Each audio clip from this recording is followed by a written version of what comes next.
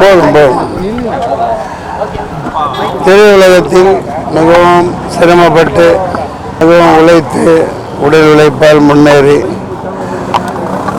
சினிமாவை மட்டும் நம்பி இராது, தினமும் ஏதாவது வேலை செய்தாக வேண்டும் என்ற சூழ்நிலையில் மேடை நாடகங்கள், தினந்தோறும் மேடையிலே நடனங்கள் என்று தமிழகம் உலகம் முழுக்க வளம் வந்த ஒரு மாமனிதர். சாதாரண மனிதராக